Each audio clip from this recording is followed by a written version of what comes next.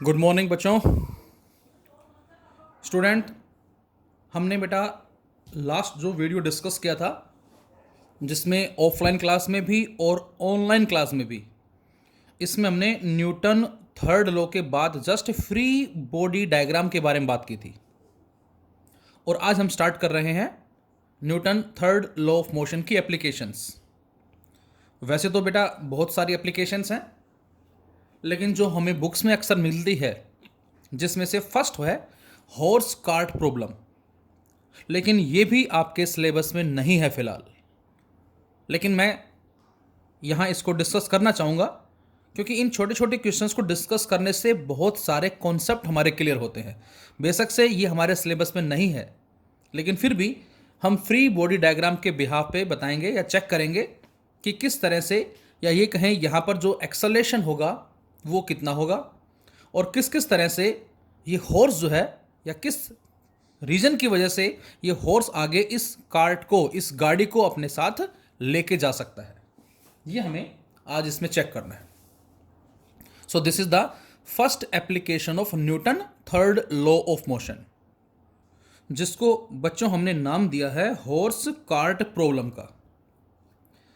तो बेटा इस डायग्राम में आपको एक गाड़ी नजर आ रही है, और इस गाड़ी जिसका वेट हम अपनी तरफ से मान लेते हैं क्या, दैट इज W1 मान लेते हैं सपोज इसको हम, and this W1 will be equal to small m into g, where small m is the mass of this cart. अब ये वो फोर्स हो गया जो ये गाड़ी इस ग्राउंड पे लगाएगी, और न्यूटन के थर्ड लॉ के according for every action there is equal and opposite reaction. तो ग्राउंड भी क्या करेगा बच्चों, इस पे फोर्स एक्सर्ट करेगा, जिसको बेटा हमने R1 का नाम दिया। इसी तरह से हॉर्स, इस हॉर्स का जो वेट होगा बच्चों वो किस तरफ होगा, तो आंसर है दैट एक्ट्स वर्टिकली डाउनवर्ड। इसको मैंने W2 का नाम दिया, और इसको लिख सकते हैं कैपिटल M इंटू जी। यहां जो स्मॉल m है बेटा, ये हमने मास माना किसका, मास ऑफ कार्ट, और कैपिटल M बच्चों हमने क्या माना बेटा, मास ऑफ हॉर्स। अब यदि हॉर्स का वेट डाउनवर्ड एक्ट करेगा तो इसके कॉरस्पॉन्डिंग ये R2 क्या हो जाएगा, नॉर्मल रिएक्शन, या N2 या NR2, कुछ भी नाम दे सकते हैं, मैंने बताया था आपको। जो भी आप सिंबल यूज करना चाहें यूज कर सकते हैं। अब हॉर्स चलने के लिए क्या करेगा, तो आंसर है हॉर्स चलने के लिए ग्राउंड को प्रेस करेगा कुछ ऐसे पीछे की तरफ। जब हम चलते हैं तो हम भी पीछे की तरफ ग्राउंड को प्रेस करते हैं। तो हॉर्स इस ग्राउंड को प्रेस करेगा विद ए फोर्स F, और इसके कॉरस्पॉन्डिंग बच्चों ये क्या हो जाएगा, ये हो जाएगा बेटा normal reaction, that is R। और जो फोर्स प्रेस कर रहा है ग्राउंड को, सपोज ये जो एंगल है दिस वन, ये एंगल, इसको हमने थीटा का नाम दिया बेटा, तो ये एंगल भी क्या होगा बच्चों, ये एंगल भी थीटा होगा। अब यदि इस आर को हम रिजोल्व करें कंपोनेंट के अंदर, तो बेटा इस आर का जो इस तरफ कंपोनेंट आएगा, इस तरफ ये कंपोनेंट, ये आएगा R कोस थीटा, और ऊपर कंपोनेंट क्या आएगा बच्चों, ऊपर आ जाएगा R साइन थीटा। ये हमारे पास आ जाएगा। अब हॉर्स जब चलेगा आगे तो ये इस कार्ट को अपनी तरफ खींचेगा, इस तरफ। तो यहां पर ये जो टेंशन है इसको मैं बोल देता हूं T। This tension is due to horse, जो कि इस कार्ट को पुल कर रहा है। लेकिन जितने फोर्स से हॉर्स खींचेगा उसका इक्वल एंड अपोजिट फोर्स कौन लगाएगा, कार्ट भी लगाएगी। तो ये जो टेंशन आई बच्चों, दिस वन जो मैंने दूसरा एरो लगाया ये वाला, इस टेंशन को हमने क्या नाम दिया, दैट इज अगेन T का नाम दिया, क्योंकि ये दोनों की वैल्यू क्या होगी, same, equal in magnitude, opposite in direction. For every action there is equal and opposite reaction. कोई भी एक्शन हो सकता है, कोई भी रिएक्शन हो सकता है, नो मैटर। चाहे तो आप इसको T1 T2 का भी नाम दे सकते हैं, मतलब आप चाहें तो इस टेंशन को T1 बोल दें और इस टेंशन को T2 बोल दें, लेकिन T1 equal to T2 equal to T, दोनों की वैल्यू क्या होगी बच्चों, सेम वैल्यू होगी। तो ये हमारा डायग्राम जो है ये फॉर्म्ड हो गया है। अब हम यहां से एक्सप्लेन कर सकते हैं क्या, here weight W1 of the cart, cart का जो वेट है, कार्ट को आप C का नाम देना चाहें C का नाम दे दें। Here weight W1 of the cart C is balanced by the reaction R1। ये जो वेट है बेटा, इसको बैलेंस कौन कर रहा है, ये जो रिएक्शन लग रहा है R1 of the ground on the cart, क्योंकि कार्ट फोर्स ये लगा रही है ग्राउंड पे, ग्राउंड ये लगा रहा है। The weight W2 of the horse, the weight W2 of the horse, जिसको हॉर्स को आप H बोलना चाहें H बोल सकते हैं, is balanced by the reaction R2। ये R2 जो रिएक्शन फोर्स है, this one on the horse, जो ग्राउंड हॉर्स पे लगा रहा है। The horse pull the cart with a force T, ये जो हॉर्स है बेटा, इस कार्ट को इस T फोर्स से पुल कर रहा है। The horse pull the cart with a force T in forward direction. The cart in turn pull the horse with the same force T in backward direction. तो टेंशन जो arise हो रही है ये इक्वल इन मैग्नीट्यूड होगी दोनों की, बस फर्क ये हॉर्स की वजह से है और ये कार्ट की वजह से है। कब चलेगी गाड़ी, जब ये रस्सी टाइट होगी। और बच्चों जब रस्सी टाइट होती है, इसमें जो फोर्स काम करता है, इसी को ही बेटा हमने टेंशन का नाम दिया है।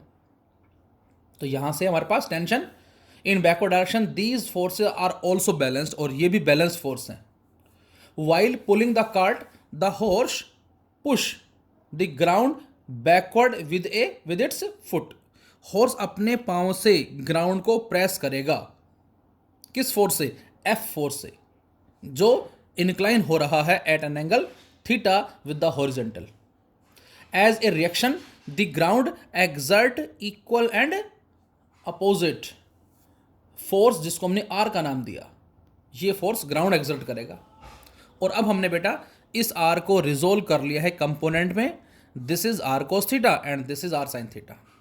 तो यहां से इन दोनों का सम इसके बराबर है, ये इसके बराबर है, ये इसके बराबर है, ये बच गया। अब जब चलेगा तो यहां पर हम मान लें क्या, कि यहां इस ग्राउंड के कोरस्पॉन्डिंग जो अपोजिंग फोर्स काम करता है बच्चों, दिस वन, इसको मैंने इधर एरो लगाया, ये हमारा क्या कहलाता है, स्मॉल f, मैंने ना लिखा इसको, and this small f is the frictional force. ये क्या करेगा बेटा, अपोज करेगा, ये इसको अपोज करेगा यहां से। तो यहां से अब आप खुद सोचें, इसको ये बैलेंस कर रहा है, इसको ये बैलेंस कर रहा है, इसको ये बैलेंस कर रहा है, इसको ये बैलेंस कर रहा है, ये बच गया R cos थीटा। और अब हम बोलेंगे क्या, यदि इस R cos थीटा की वैल्यू बेटा ग्रेटर देन किससे है, फ्रिक्शनल फोर्स से है, तो उस केस में कार्ट क्या करेगी, मूव करेगी। So finally we can say the cart will move only when R cos theta is greater than F। तो ये हमारा 2 नंबर में या 3 नंबर में आता था, जिसको छोटा सा डायग्राम बना के हमें अपनी लैंग्वेज में एक्सप्लेन करना है, और बारी बारी से लिखेंगे। Weight of the cart is balanced by the reaction R1, weight of the horse balanced by reaction R2, F force applied by the horse on the ground is balanced by reaction R, tension T arise on the string due to the horse is balanced by the tension T arise in the string by the cart. So if R cos theta is greater than F is the frictional force, then the cart will move. एक बात, अब ये तो हमारा first हो गया। अब यदि मैं आपसे कहूं बच्चों इसके अंदर क्या, कि बेटा इनका फ्री बॉडी डायग्राम बना के एक्सप्लेन करें, और एक्सेलेरेशन की वैल्यू क्या होगी ये जरा हमें बताएं।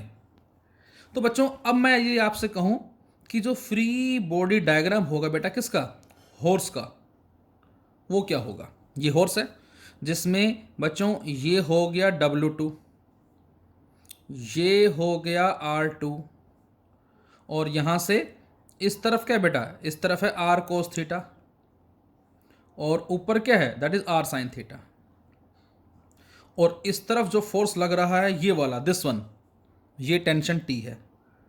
अब चल किधर रहा है, तो आंसर है मोशन तो इस तरफ है। अब ये तो बैलेंस है, अब ये आगे कब जाएगा, फिलहाल हम बोलेंगे, क्योंकि हमने फ्री बॉडी डायग्राम बनाने के लिए क्या किया, दोनों बॉडीज को अलग अलग कर दिया, और दोनों बॉडीज़ को अलग अलग करने के बाद हमने चेक किया कि हॉरिजॉन्टल वर्टिकल फोर्स कौन कौन से हैं, तो ये हमारे पास आंसर आ गया। और यहां से अब हम लिख सकते हैं क्या, कि ये फॉरवर्ड फोर्स है, ये अपोजिंग फोर्स है, इस तरफ मोशन है। मैं आपसे कहता हूं ये 10 न्यूटन, ये 6 न्यूटन, तो ये 10 और ये 6, तो नेट फोर्स आप बोलेंगे 10 माइनस 6 दैट इज 4 न्यूटन। और न्यूटन के सेकंड लॉ के अकॉर्डिंग नेट फोर्स बराबर मास इनटू एक्सेलरेशन, जैसा कि हमने कल ऑनलाइन क्लास के अंदर बात की थी। तो उस कॉन्सेप्ट को यूज करके बताएं। तो बेटा यहां से इक्वेशन बन जाएगी बच्चों, R cos theta minus T equal to mass of force and a is the acceleration. इसी तरह से मैं आपसे कहता हूं फ्री बॉडी डायग्राम बनाए बच्चों, किसका, कार्ट का। तो कार्ट के लिए फ्री बॉडी डायग्राम क्या बनेगा, तो आंसर है ये हो गया कार्ट का वेट W1, जिसको स्मॉल mg बोला हमने, और ये हो जाएगा बच्चों यहाँ R1, और इस तरफ जो फोर्स खींच रहा है वो है T, टेंशन, और अपोजिंग फोर्स क्या है बेटा, small f, that is friction. अब आप खुद बताएं मोशन किस तरफ है, मोशन इस तरफ है, तो T खींच रहा है, F अपोज कर रहा है, फिर भी इस तरफ मोशन है। तो इक्वेशन बन जाएगी बच्चों यहां से T minus F equal to mass किसका, कार्ट का, इंटू ए एक्सेलरेशन। ए तो सेम होगा दोनों का, क्योंकि दोनों एक साथ चल रहे हैं। ऐसा नहीं कि ये ज़्यादा तेज चलेगा ये धीरे चलेगी, दोनों एक साथ जा रहे हैं। तो इसको हमने नाम दिया बच्चों क्या, इक्वेशन सेकेंड। और यदि हम दोनों को ऐड कर दें तो हमें क्या मिलेगा, adding first and second, adding first and second. तो बच्चों जैसे ही हम इनको ऐड करते हैं तो बेटा R cos theta minus T and T minus F, तो ये माइनस टी ये प्लस टी कट जाएंगे, तो हमें मिलता है R cos theta minus F equal to capital M a plus में स्मॉल एम ए। और यहाँ से ए कॉमन आ जाएगा बच्चों, यहाँ से ए कॉमन ले लें बेटा हम, अंदर small M plus capital M, और ये R cos theta minus F. तो बेटा यहाँ से ए क्या आ जाएगा, R cos theta minus F upon में capital M plus small M. तो बच्चों ये हमें इक्वेशन मिल जाती है किसकी, एक्सेलरेशन की। अब यदि आपसे कहा जाए बेटा कि जो स्ट्रिंग में जो टेंशन अराइज हो रही है ये बताओ कितनी है, तो अब टेंशन निकालने के लिए क्या करेंगे हम, तो आंसर है कि जो एक्सेलरेशन आया इस ए को चाहे तो आप सेकेंड में पुट कर दो या इसको आप फर्स्ट में पुट कर दो, किसी में भी पुट कर सकते हैं, जो भी आपको इजी लगे उसमें। तो यहां से ये हमारे पास इक्वेशन 1 है, ये 2 है। 2 से यदि हम बात करें टेंशन की यहां से, तो बच्चों यहां से टेंशन क्या आएगी, यहां से टेंशन आ जाएगी स्मॉल एफ प्लस में एम ए, और जरा इस ए को उठा के यहां रख देते हैं हम। तो बेटा यहां से जरा देखें टी बराबर किसके आ जाएगा, एफ प्लस में स्मॉल एम इंटू ए, और ए की वैल्यू बच्चों R cos theta minus F upon में एम प्लस एम। ये हो गया, एलसीएम ले ले जरा यहां से, तो टी इक्वल टू ये फैक्टर जब सारा यहां आएगा बेटा तो ये बन जाएगा capital M into F plus में स्मॉल एम इंटू में एफ, और इस स्मॉल एम को अंदर मल्टीप्लाई कर दें हम, तो यहां से प्लस में small m into R cos theta और माइनस में स्मॉल एम इंटू एफ, और अपॉन में क्या चल रहा है बच्चों, small M plus capital M. ये माइनस एम एफ ये प्लस एम एफ कट जाएगा, तो फाइनली टेंशन क्या आ गया, तो टेंशन की वैल्यू बच्चों यहां से आ गई है M into F plus M into R cos theta upon में capital M plus small M. तो बच्चों ये हमारे पास वैल्यू किसकी आ जाएगी बेटा, ये वैल्यू आ जाएगी हमारे पास टेंशन की वैल्यू आ जाएगी। तो ये हमारी कहलाती है Newton third law of motion application, जिसको हम बोल सकते हैं that is horse cart problem. तो बिल्कुल सिंपल है, फ्री बॉडी डायग्राम बनाया हमने और उसके बिहाफ पे हमने इक्वेशंस लिखी, दोनों को ऐड कर दिया, ऐड करते ही टी से टी कट गया, ए आ गया। उस ए को उठा के चाहे तो फर्स्ट में रख दो और चाहे सेकंड में रख दो, आंसर दोनों से सेम आएगा। कभी आप ये सोचें कि इस ए को यदि हम फर्स्ट में रखते तो क्या होता है बेटा, यही सेम आंसर आता है, आप ट्राई करके देख सकते हैं। तो ये हमारे पास आ जाएगा Newton third law of motion की application number first, that is horse cart problem. Thank you.